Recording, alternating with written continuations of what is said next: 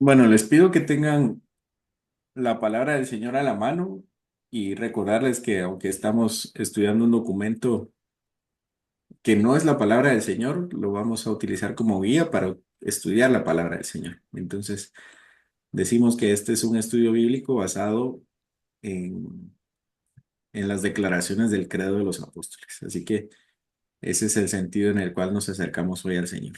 El credo de los apóstoles dice esta segunda frase, que es nuestra tercera clase.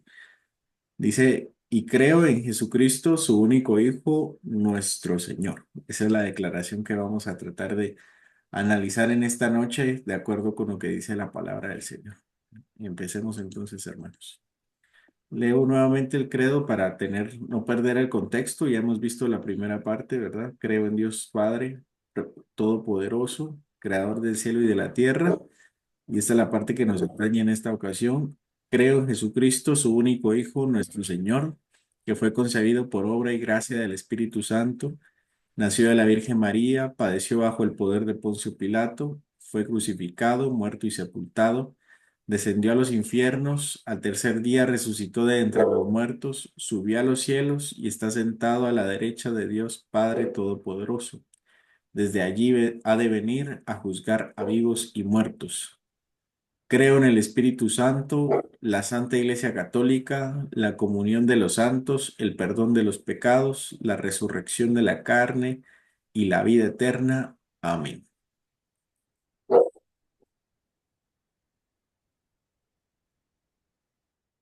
Empezamos con la primera declaración. Bueno, ya vimos qué es lo que significa y creo, ¿no? Así que ahora vamos a decir lo que creemos acerca de Jesucristo. Esta es la segunda parte del credo, ¿verdad? Dijimos que el credo se dividía en tres partes, que la primera declaración tiene que ver con Dios y el Padre, o Dios el Padre, y la segunda declaración tiene que ver con la segunda persona de la Trinidad y especialmente con la persona de Jesucristo, que es esta persona compuesta, es decir, una persona con dos naturalezas. Y por último, la persona del Espíritu Santo, que bueno, todavía falta algún tiempo para llegar al Espíritu Santo. Pero empecemos con Jesucristo. Aquí podemos distinguir que el nombre de nuestro Señor Jesucristo ya no es solo un nombre, sino también es un título. La primera parte corresponde a su nombre terrenal, que es Jesús, y la segunda parte tiene que ver con su título, que es Cristo.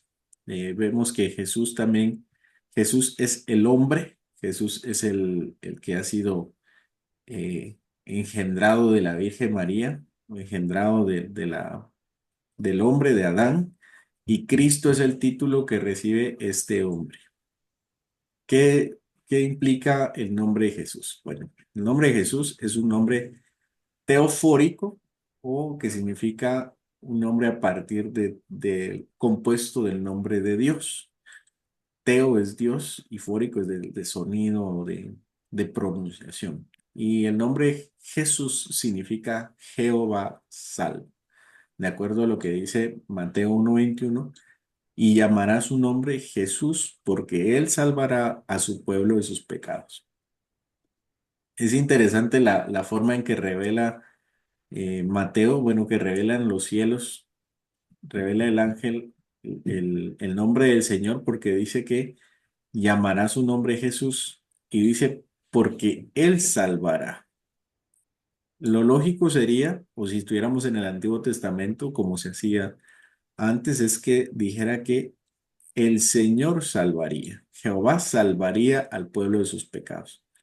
Eso es lo que vemos en otros ejemplos, ¿verdad? Se le da un nombre a una persona y se menciona al Señor como parte principal de la labor de esta persona. Entonces aquí nosotros tenemos algo completamente diferente, que nuestro Señor Jesús se llama Jesús no porque Jehová salvará, sino porque Él salvará. Pero al mismo tiempo hemos dicho que Jehová es el Hijo también. Este Señor Jesucristo, nuestro Señor Jesucristo, fue nacido en Belén, criado en Nazaret y carpintero de oficio, o aunque algunos discuten que el nombre de carpintero podría significar cualquiera que hace una labor doméstica pesada de arreglar. Su humanidad es real y es plena. Nosotros decimos que Él es verdadero Dios. No decimos tanto que sea completo Dios porque que es un hombre completo o que es un hombre incompleto. Más bien decimos que es un hombre verdadero y que es un hombre no verdadero o falso. Y lo tenemos en Juan 1:14 y el verbo se hizo carne y habitó entre nosotros. Solo como verdadero hombre pudo representarnos, sufrir y morir por nosotros. Es decir, el hombre Jesucristo vino a ser reemplazo de nosotros en todo lo que nosotros fallamos. Jesús es el no hombre cuyo nombre fue exaltado por Dios. Si su nombre ahora está asociado con la autoridad salvadora y soberana de Dios, porque al Señor Jesucristo se le dio un nombre que no se le ha dado a ningún hombre y fue exaltado para que todos se doblen, toda rodilla se doble delante de él. Ahora vamos con la segunda declaración o con la segunda parte de la primera declaración que es Jesucristo. Ya vimos a este Jesús, ahora vamos a ver la parte de Cristo. Cristo es la forma griega de una palabra hebrea que es Mesías. Y si nosotros traducimos Cristo o Mesías, que es lo mismo, tendremos la palabra ungido. Esto quiere decir que en español se dice ungido, en griego Cristo y en hebreo Mesías o Mesaya. La palabra ungido significa alguien que ha sido, alguien que se le ha sido derramado algo encima, especialmente mencionado el aceite, ¿no? Especialmente que se menciona el aceite que se ha derramado y no solo porque sí, sino se le llama ungido a alguien que ha sido seleccionado para una tarea apartado y se le ha conferido cierto poder o cierta autoridad, cierto poder y cierta autoridad para desempeñar un cargo de parte del Señor. Por eso Pedro en Hechos, en su predicación, dice, sepa pues ciertísimamente toda la casa de Israel. Esto lo hace mientras predica a los judíos. Que sepan todos los judíos, o todos los de Israel, que este Jesús, a quien vosotros crucificasteis, Dios lo ha hecho Señor y Cristo. Entonces, este hombre que ha muerto ha recibido una tarea, ha recibido un oficio, ha recibido un galardón, ha recibido una encomienda, ha sido seleccionado como el Cristo. Entonces vemos aquí cuál es la unión del nombre, porque Jesús, con todo lo que hizo, por su obra perfecta, desde su nacimiento hasta su muerte, su pasión y su resurrección, es testimonio que Él, este Señor Jesús, es merecedor del título del Cristo. Entonces, nuestro Señor no nace, la segunda persona de la Trinidad, no nace Jesús, bueno, la segunda persona de la Trinidad no nace, ¿no? Pero cuando nosotros hablamos de el Hijo, que todavía no hemos llegado a esa declaración, cuando hablamos de la segunda persona de la Trinidad, la segunda persona de la Trinidad no es Jesús necesariamente. La segunda persona de la Trinidad es eterna y Jesús es el hombre que nace, que se une a la divinidad y que gana el título de Cristo. Es cierto, Él es el enviado, pero al final de cuentas es el Señor quien lo ha hecho Cristo, quien le ha premiado con esa tarea, aunque desde el principio ha sido llamado su, ese llamamiento fue consumado a través de su obra. Así que esto es importante que lo sepamos cuando nosotros decimos el nombre de Jesucristo, estamos hablando del hombre Jesús junto con la divinidad, ¿no? Es decir, con la naturaleza divina, como una persona compuesta que ha recibido el título del ungido. ¿Pero ungido en qué sentido?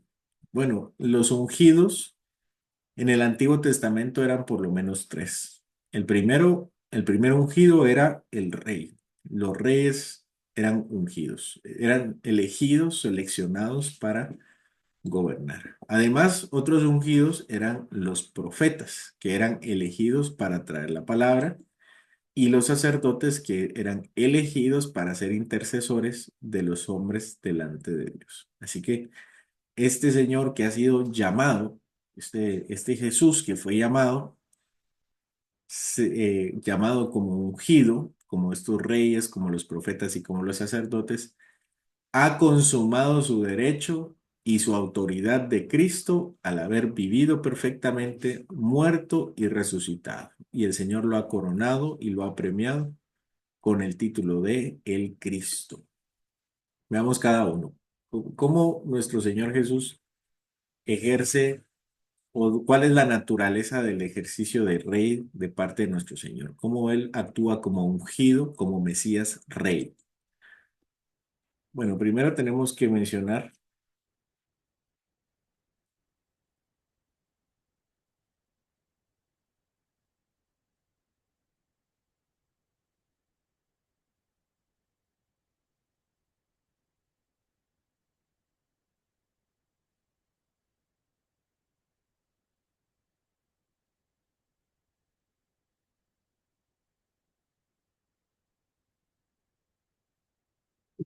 Primero tenemos que mencionar que nuestro Señor gobierna sobre todo y establece su reino, protege y dirige a su pueblo y Él establece una nueva ley.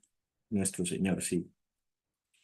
Desde Saúl en adelante, la unción, es decir, el ungimiento, era la manera habitual de designar y reconocer a un rey elegido por Dios. Recuerden que Saúl fue el primer rey de Israel y desde entonces todos los reyes han sido ungidos, es decir, se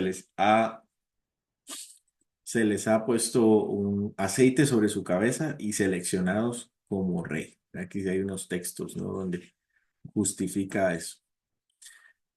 Veamos cómo el Señor ejerce su oficio como rey, como ungido, ¿no? Este Jesucristo. Mateo 5:48. Oísteis que fue dicho, pero yo os digo.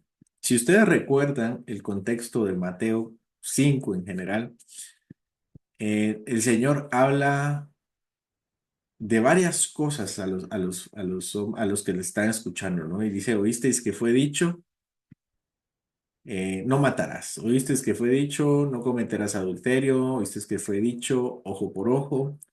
Ahora, si ustedes revisan todas las declaraciones que el Señor cita, de oísteis que fue dicho, no es como que cualquiera lo haya dicho. Es eso que menciona nuestro Señor era parte de la ley de Dios, ¿sí? No es como que oísteis que fue dicho por ahí un rumor, no. Oísteis que fue dicho de parte del Señor en la ley de Dios, pero yo os digo. Ahora, el Señor no está anulando la ley, sino está dándole un completo sentido a toda la ley. Solo hay una declaración que no corresponde con lo que dice la ley, por ejemplo, amarás a tu prójimo y odiarás a tu enemigo. Esa parte de odiarás a tu enemigo es una interpretación farisaica, no es parte de la ley, pero todo lo demás sí. Y lo que está tratando de hacer nuestro Señor es denunciar las malas interpretaciones de parte de los fariseos. Así que el Señor les dice, ustedes oyeron que la ley dice, pero yo les digo que eso tiene unas connotaciones mucho más altas. ¿Y quién es el único que puede dar una ley al pueblo de Dios? Un rey. Como David estableció los oficios para el templo, por ejemplo, o Salomón estableció tributos. El único que podía dar leyes al pueblo de Dios bajo la supervisión de Dios, por supuesto, era el rey.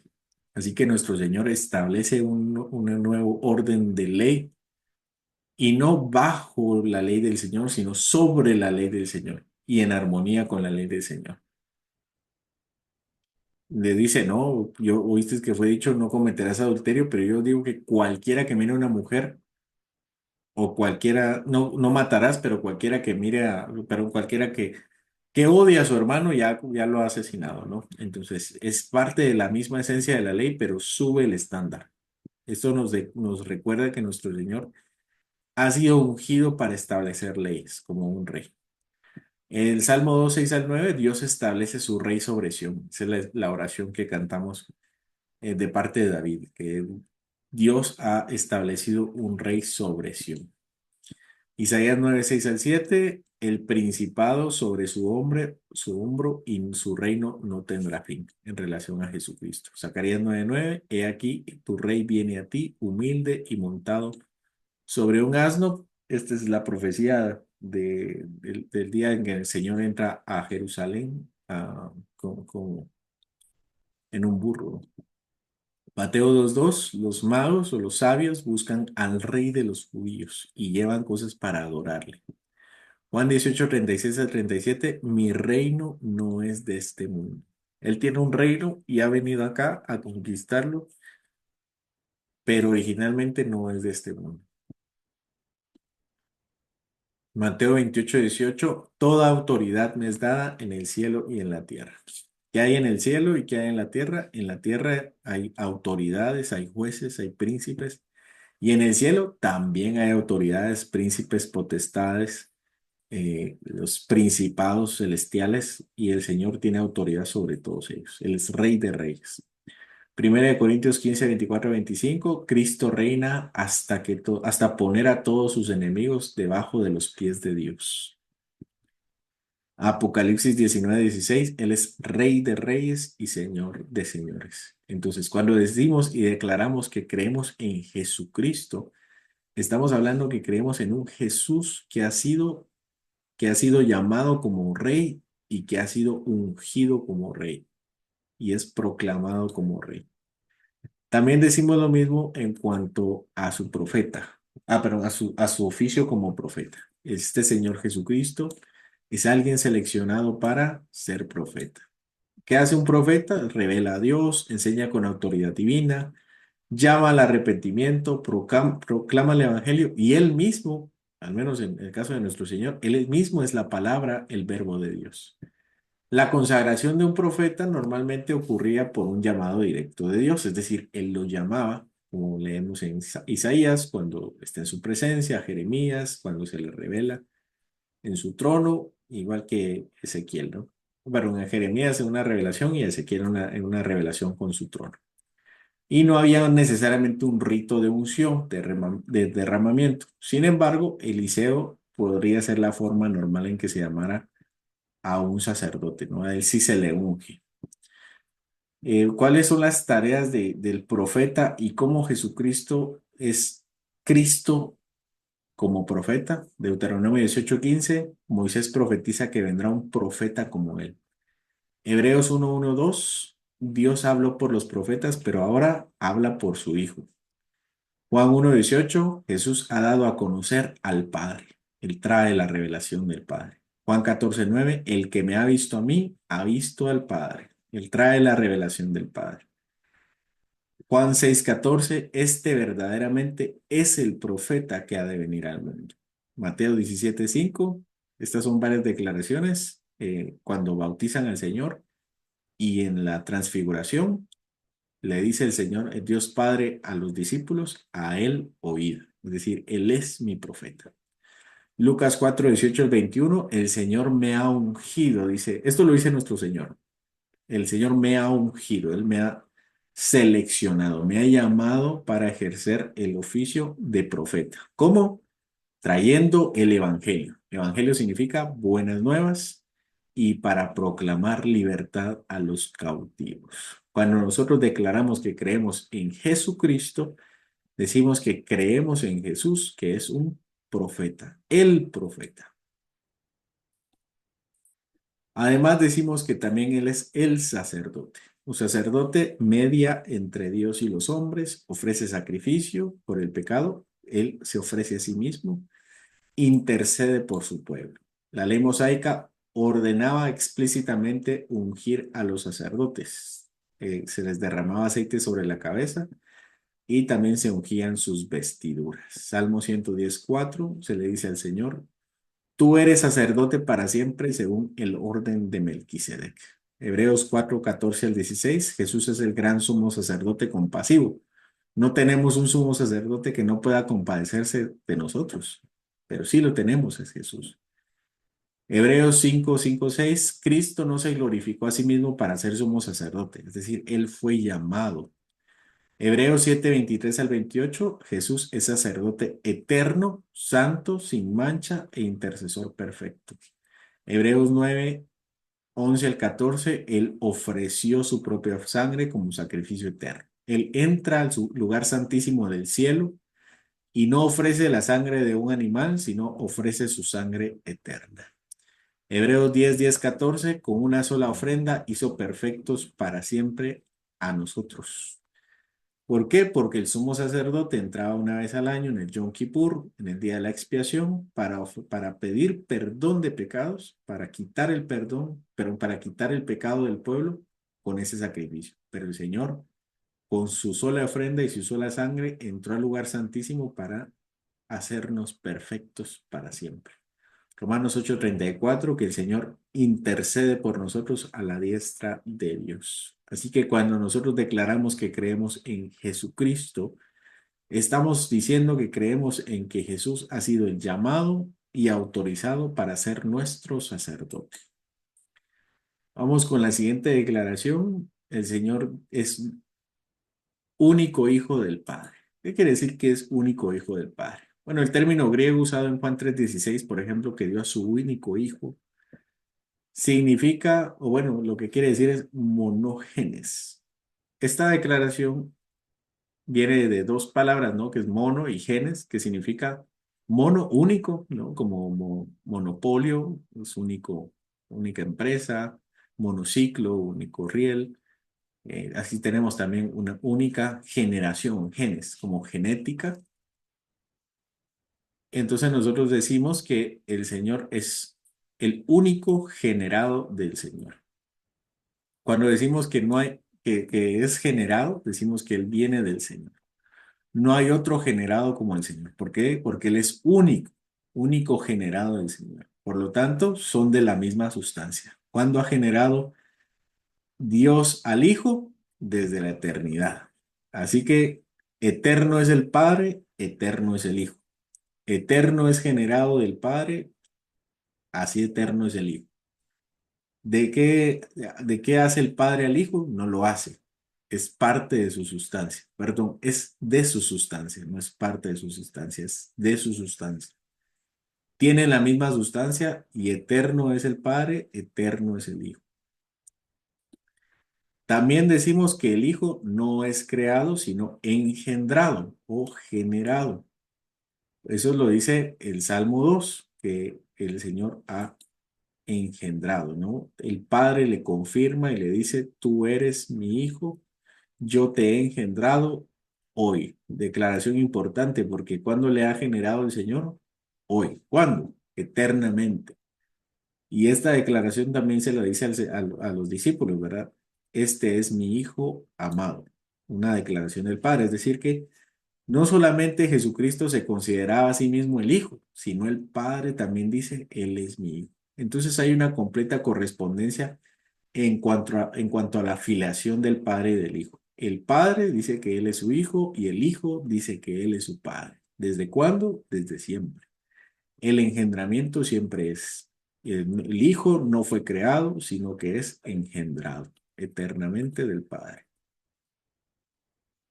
Y por último, se dice que Él es unigénito o Él es único. No hay otro de su naturaleza, no hay otro igual, no hay otro que se parezca. Incluso el Espíritu Santo no es engendrado del Padre. Eso lo veremos más adelante, pero decimos que el Espíritu Santo procede del Padre y del Hijo, pero no es engendrado. El único que es engendrado, por eso decimos que es unigénito, es el Hijo. Si tienen alguna duda, me detienen. Y si tienen dudas sobre esto, pues yo también tengo más dudas, así que vamos a intentar resolverlas. Vamos con la última declaración, que Él es nuestro Señor. ¿Qué significa que sea nuestro Señor? Bueno, primero debemos decir que al declararlo nuestro, significa que hay que apropiárselo. No solamente saber que Él es Señor, sino decir que Él es nuestro Señor y que gobierna nuestra vida. Pero, ¿cuáles son las implicaciones de que Él es Señor? Primero podemos decir que Cristo es Señor como Dios y como mediador.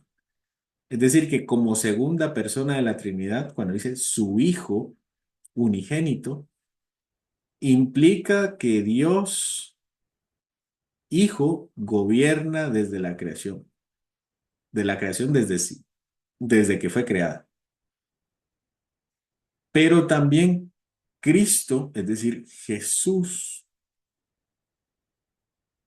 la persona, Cristo más y Dios, que han recibido, esta persona compuesta que ha recibido el título de Cristo, es gobernante del reino de Adán. Todo lo que recibió Adán y que perdió en Satanás, él lo ha recuperado al conquistar a Satanás y vencer a Satanás. Él es el hombre fuerte que amarra a Satanás y lo echa. Así que podemos decir que Jesucristo tiene dos reinos. Un reino como Dios, al que comúnmente se le llama el reino del poder, y un reino como mediador, que es el reino que ha recibido por el Padre al dar su vida por los hombres. Y ambos reinos son atestiguados en la Biblia. Tenemos Hebreos 1, 2 y 3, donde se habla de Jesús como, de Jesucristo como Dios y de su gobierno como Dios. Dice, por quien asimismo el universo, fue creado el universo y sustenta todas las cosas. Este gobierno que tiene sobre el mundo no es como mediador, porque la mediación la hizo hace 2000 años, pero aquí está hablando de aquella ocasión cuando creó el mundo, antes de la mediación, y sostiene todas las cosas, como el Padre, ¿no? Como el Espíritu Santo. Así el Hijo también es eterno y es todopoderoso. Sin embargo, el Salmo 2, 6 al 8 nos habla del reinado mediador de Cristo, es decir, aquel que obtuvo cuando vino al mundo, vivió perfectamente, murió y resucitó. Este es un reino que le fue dado. Esto lo confirma también Isaías, el siervo sufriente. ¿Qué le ha de dar el Padre al siervo sufriente? Le da un reino. Salmo 2, 6 al 8. Yo he puesto mi rey sobre Sión, te daré por herencia las naciones. Así que la herencia del Hijo como mediador, al haber hecho su sacrificio, es el mundo. También decimos que Cristo es Señor de la iglesia. Es decir, que nadie puede colocarse sobre la iglesia, ni el rey ni el papa. Decimos ni el rey porque en el anglicanismo el rey es la cabeza de la iglesia.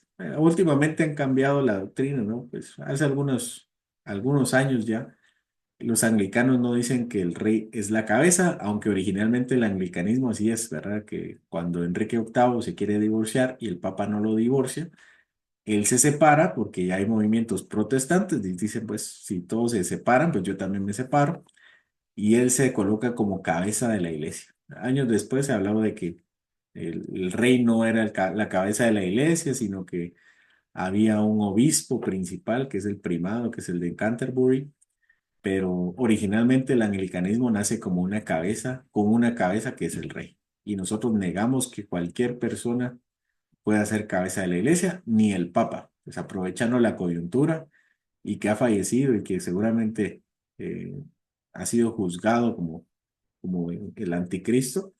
Ahora tenemos que hay un nuevo papa y una nueva cabeza de esa iglesia.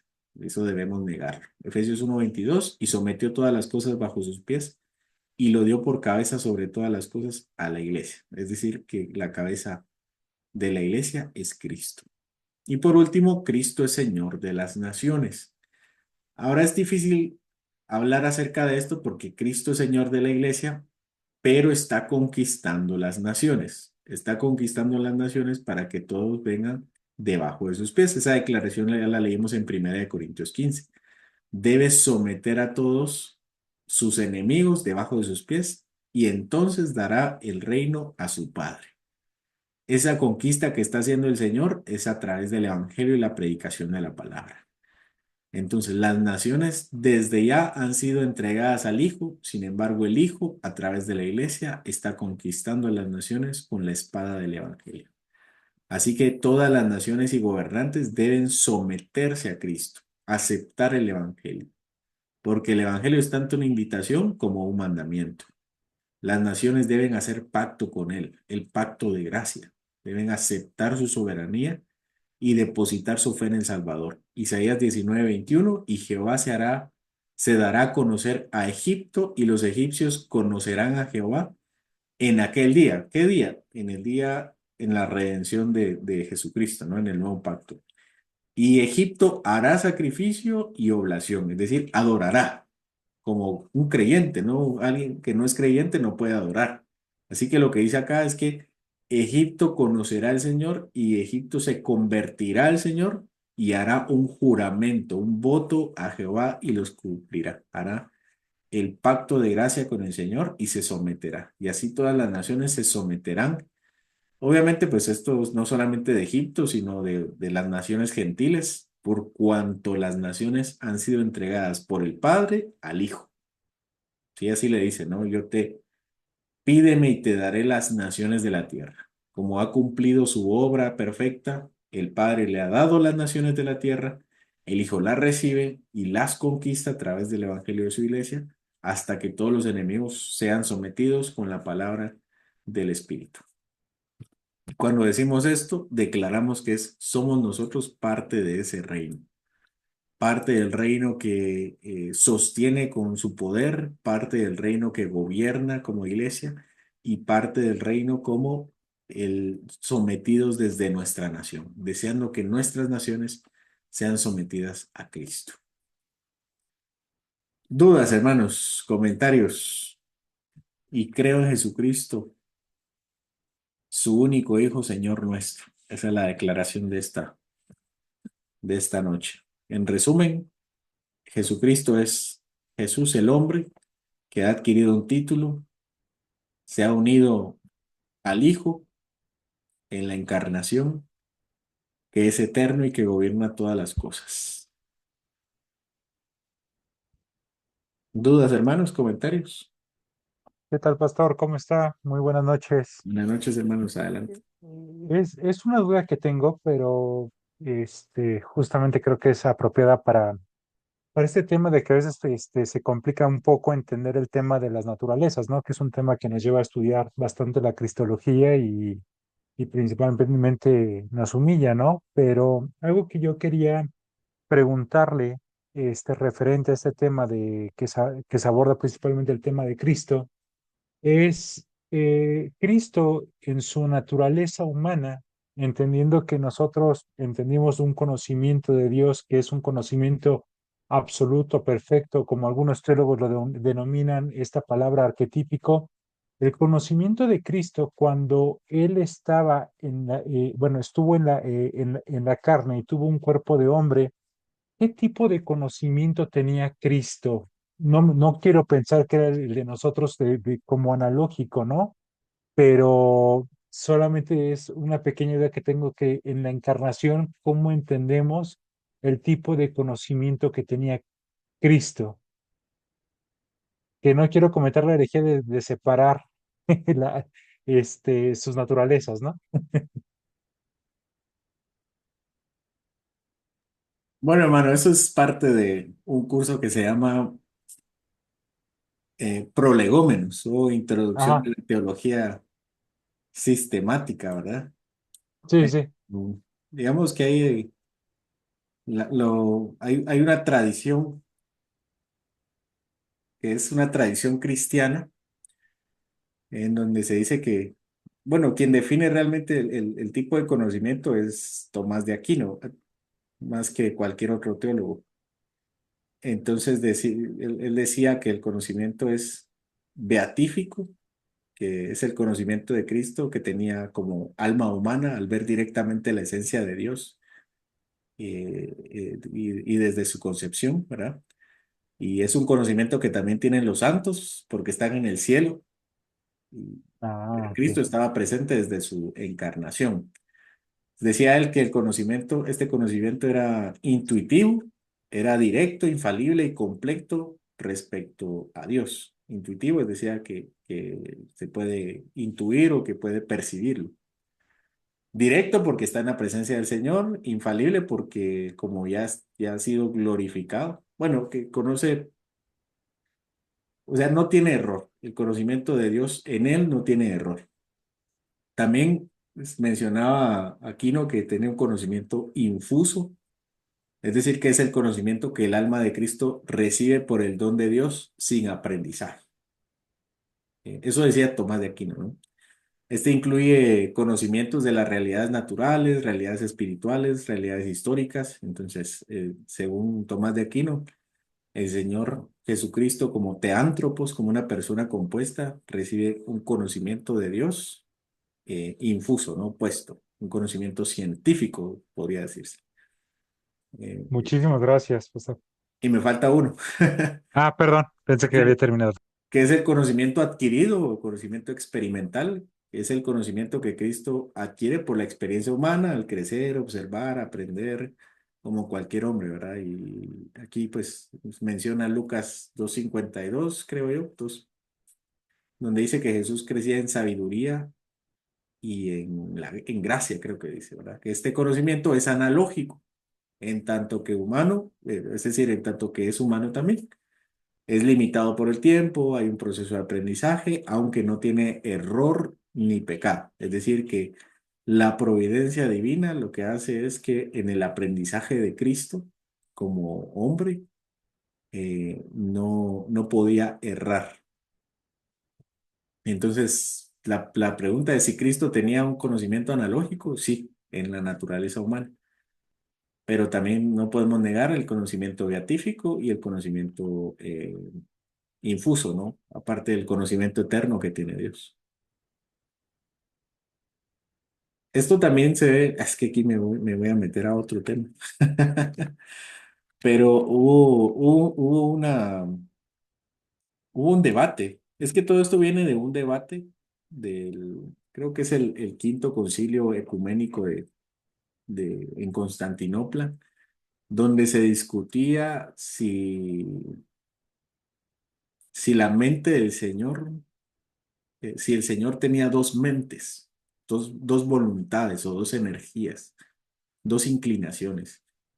Porque en el concilio de Calcedonia, en el 451 se discute si en el Señor hay dos naturalezas. Y nosotros ya damos por sentada las dos naturalezas del Señor, la naturaleza divina y la humana. Pero en ese momento la iglesia tenía un gran debate sobre quién es la persona de Cristo. Entonces muchos decían que la naturaleza divina, la mente de Dios, había absorbido la mente de Cristo. Entonces dice, no, no, dos naturalezas, aunque es una persona, indivisible, pero inconfundible. Entonces viene un concilio diferente, hay un papa que creo que se llamaba Sergio, no sé por qué tengo ese nombre, pero creo que era él, y dijo, no, vamos a tratar de conciliar a la iglesia y vamos a decir dos naturalezas, pero una sola voluntad, o solo una mente, o solo una energía, ¿no? También se decía así. Entonces vino el concilio y dijo, no, cada naturaleza tiene su propia mente, o tiene su propia energía, o tiene su propia voluntad. Porque si no tiene voluntad, entonces no es una naturaleza, ¿sí? No puede ser un hombre sin mente, es un cadáver, ¿no? Es un cadáver. Y Dios, en Cristo no hay un cadáver poseído. Cristo tiene una mente y tiene una mente humana. Eso significa que el conocimiento, bueno, de ahí vienen las articulaciones de Tomás de Aquino, donde dice que el conocimiento de Cristo es también analógico, porque también tiene una mente humana, una voluntad humana, un conocimiento humano. Esa es la respuesta larga que no quería darla, pero estuvo buena la No, pregunta. no, gracias, gracias, pastor. De mucha bendición su respuesta.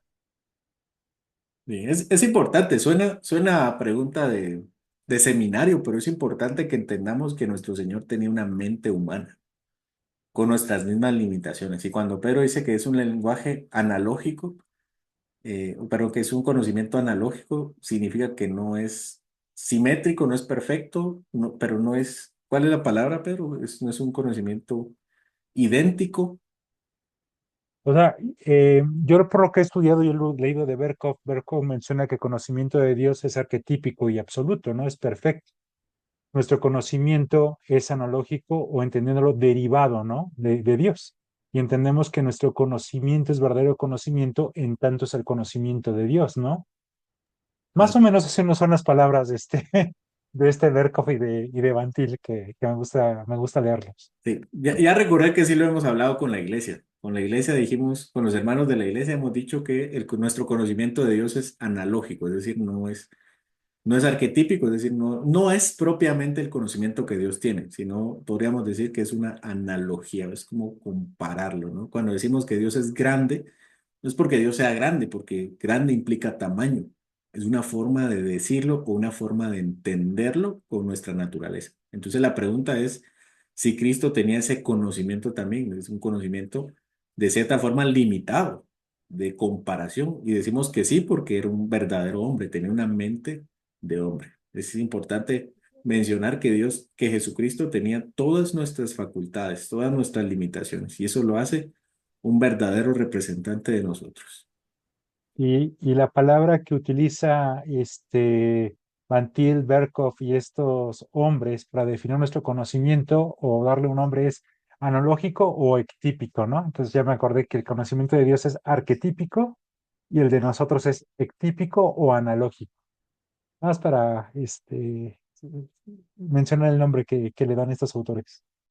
Para llevarnos tareas, ¿no?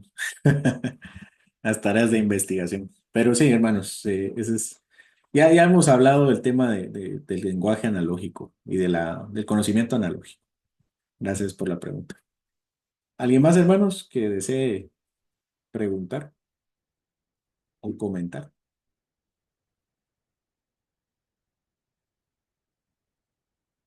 Bueno, si no, entonces damos por concluida la clase y les doy gracias por conectarse, por conocer más a nuestro Señor. Es importante que entendamos cuál es la naturaleza. Decimos que no hay 66 libros en la Biblia de por gusto, ¿no?